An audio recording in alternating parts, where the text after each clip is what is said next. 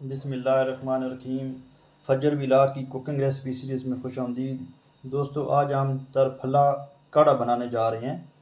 तरफला किस चीज़ को कहते हैं? ये तीन ऐसे चीज़ें हैं, जड़ी बूटियां हैं, जिनसे ये काढ़ा बनता है। ये तीन जड़ी बूटियां कौन कौन सी हैं और इनके फ़वाइद क्या हैं हमारी ज़िंदगी में, कि इनके क्या फ़वाइद हैं और तिब में ये इस्तेमाल हो रही हैं, और इनको हकीम लोग बड़े अरसे दराज से इनको इस्तेमाल कर रहे हैं। इनके बारे में पहले हम इनके फ़वाइद के बारे में जान लेते हैं। ये चीज़ है जी रीढ़।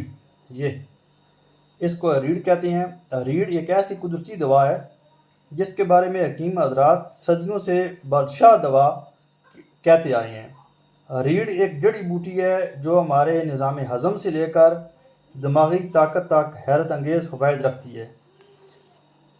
अगर आपको मुसलसल कब्ज़ रहती है, बदहज़मी का मसला है या दिमागी कमज़ोरी महसूस करते हैं, तो रीढ़ का इस्तेमाल आपके लिए नहायत मुफीद हो सकता है। रीढ़ को अक्सर तरी फला यानी कि रीढ़, बहीड़ा और आंवला के साथ मिलाकर इस्तेमाल किया जाता है, जो जिस्म को टॉक्सिन से पाक करता है और क़ुव्वत मदाफ़त बढ़ाता है। ये दमा, खांसी, एलर्जी के मरीज़ों के लिए भी कुदरती शिफा रखती है। याद रखें, रीढ़ दवा है, मगर इसका इस्तेमाल एतदाल में करना ज़रूरी है। ज़्यादा मिकदार से पेट दर्द या दस्त हो सकते हैं।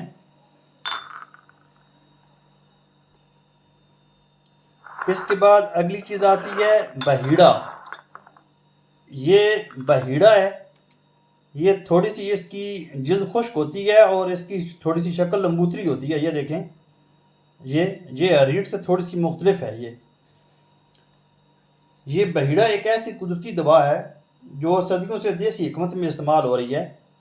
बहीड़ा एक खुश जैका और मुफीद फल है जो त्रिफला यानी कि रीढ़, बहीड़ा और आंवला में शामिल होता है।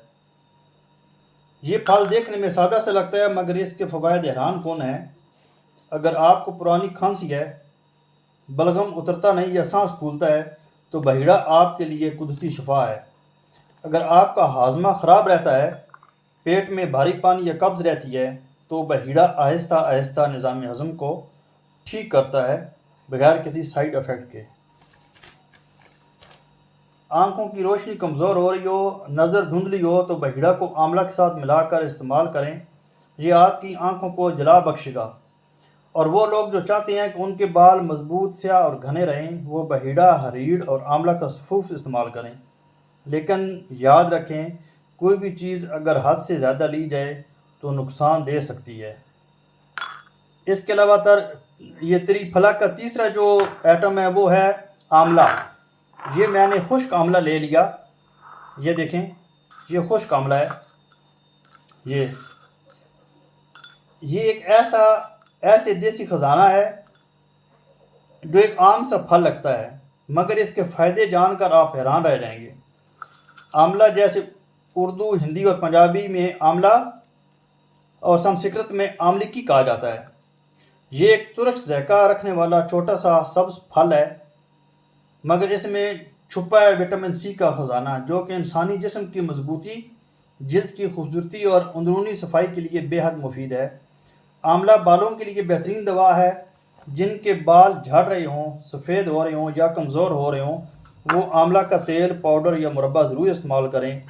अगर आप चाहते हैं कि आपकी नज़र तेज़ हो, तो आंवला का सफ़ूफ रोज़ निहार मुँह नीम गर्म पानी से लें। चंद हफ्तों में फ़र्क महसूस करेंगे। आंवला जिगर, मैदा, आंतों और कब्ज़ के लिए भी शिफा है।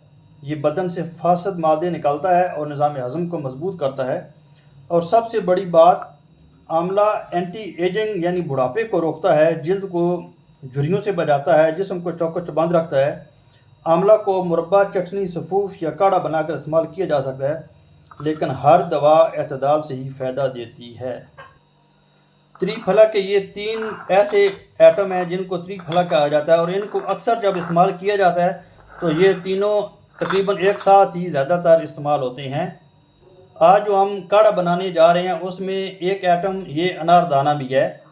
ये अनार के खुश्क दाने होते हैं और ये ज़ैके में तुर्श होता है।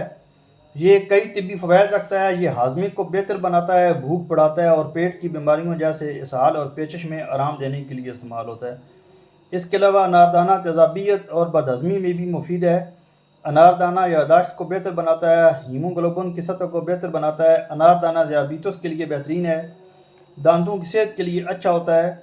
अनारदाना दिल की शरियानों को साफ़ करने में मदद करता है और आराम पहुंचाता है। अनारदाना चर्बी को पिघलाने में मदद करता है और वज़न कम करने में भी मावन है। इसके अलावा जो काढ़े में पाँचवा आइटम इस्तेमाल होने वाला है वो है ये खुश्क धनिया। ये देखें, ये अक्सर तकरीबन तमाम सालन में ही यूज़ होता है। इसके अलावा ये सौंफ है और ये सौंफ भी इस काढ़े में आज हम इस्तेमाल करेंगे और इंशाल्लाह ये बहुत ही तिब्बी फ़वाइद के लिहाज से ये बहुत ही ज़बरदस्त किस्म का हम काढ़ा बनाने जा रहे हैं। और ये यकीनन इस तरह का काढ़ा आपको यूट्यूब पे भी बहुत कम मिलेगा। मुझे उम्मीद है कि नहीं मिलेगा, लेकिन अगर मिलेगा भी तो बहुत कम मिलेगा और इसके बहुत सारे फ़वाइद हैं।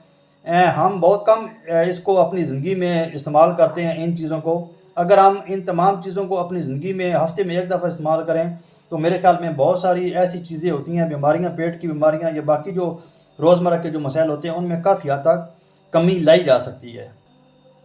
चलते हैं रेसिपी की तरफ, देखते हैं कि ये काढ़ा किस तरह बनता है और इसके किस तरीके से किन किन अज्जा इसमें शामिल होते हैं मज़ीद। तो आपसे दरख्वास्त है कि मेरी वीडियो को आखिर तक देखें और मेरी वीडियो को लाइक करें, चैनल को सब्सक्राइब करें और अपने दोस्तों के साथ शेयर करें ताकि मज़ीद और इस तरह के जो नुस्खे हैं, देसी नुस्खे हैं जो हमारी सेहत के लिए मुफीद हैं, ताकि ये आप तक पहुंचते रहें और हमारा एक रिश्ता भी बना रहे और ताकि इससे हमारे चैनल की रीच बढ़ती है। ये आप लोगों की मोहब्बत होती है, आप लोगों की हौसला अफजाई होती है ताकि हम मज़ीद और इस तरह के अच्छे अच्छे नुस्खे आपके लिए लेकर आएँ। ये रीढ़ है, ये देखें, ये 2 रीढ़ है और एक जो रीढ़ है इसकी मैंने गुठली निकाली है। ये देखें, ये गुठली मैंने इसकी एक ही निकाली है। ये गुठली इसमें इस्तेमाल नहीं होगी, ये इसका जो छिलका है ये वाला इस्तेमाल होगा। ये देखें, ये बहुत इजी आराम से इसका रिमूव हो जाता है। इस नुस्खे में एक रीढ़ है, इसका छिलका जाएगा। उसके अलावा ये बहीड़े हैं, ये देखें, ये इसके भी मैंने ये निकाली है इसकी, और ये इसका जो छिलका है ये मैंने इसका ले लिया है। ये इसका भी एक जो है बहीड़ा इसका छिलका जाएगा।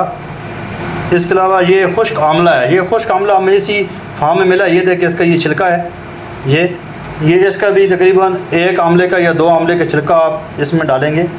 ये देखें, ये मैंने एक कुंडी ले ली, इसमें एक रीढ़ का छिलका जाएगा।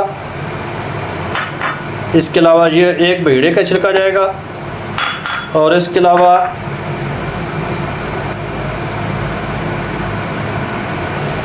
ये ½ टीस्पून इसमें ये देखें, ये अनारदाना है, ये इसी मकदार में जाएगा। ये 1 टीस्पून इसके अंदर जाएगा सौंफ, ये भर के जाएगा। ये देखें, इसके अलावा 1 टीस्पून इसके अंदर ये खुश्क धनिया जाएगा। ये देखें, ये अभी 6 आइटम इसके अंदर मैंने डाल दिए हैं। ये हम इन तमाम चीज़ों को हम कूट लेंगे।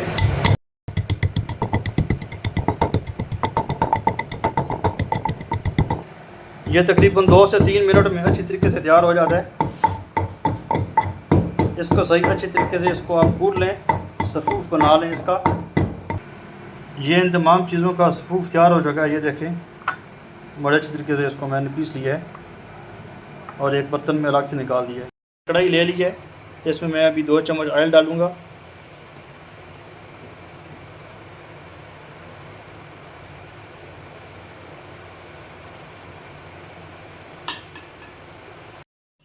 अभी इसमें मैं लहसुन का पेस्ट डालूँगा। ये देखें, ये तकरीबन 2 चम्मच लहसुन का पेस्ट है और आंच इसमें बिल्कुल हल्की होगी क्योंकि नहीं तो फिर ये जल जाएगा।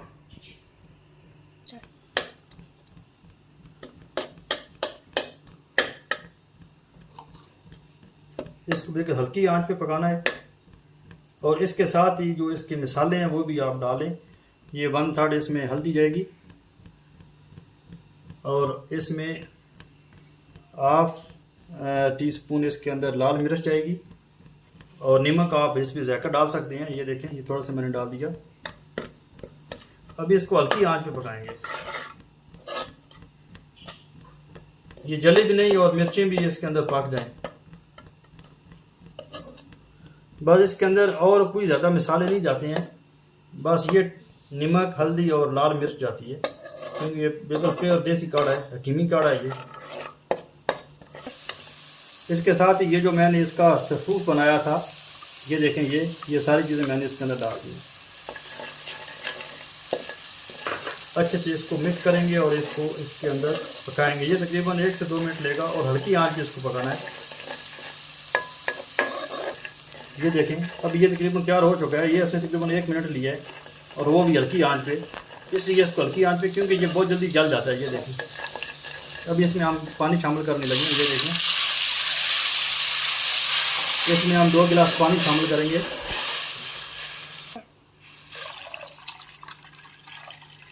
मैंने इसमें 2 गिलास पानी शामिल कर दिया और इसको मैं अभी तेज़ आंच पे पकाऊंगा ताकि इसके ऊपर अच्छे से बॉयल आ जाए। ये देखिए, मैंने आंच तेज़ कर दी है। अब इसको बॉयल आने तक पकाएंगे। इसको हम ढक देंगे। अभी 2 मिनट हो चुके हैं। ये देखिए, इसके अंदर बॉयल आ गए। अभी आंच को धीमा कर लेंगे। ये बिल्कुल हल्की आंच पे इसको हम ले आएंगे अभी। ये देखें, अभी ये बिल्कुल हल्की आंच में मैंने इसको कर दिया।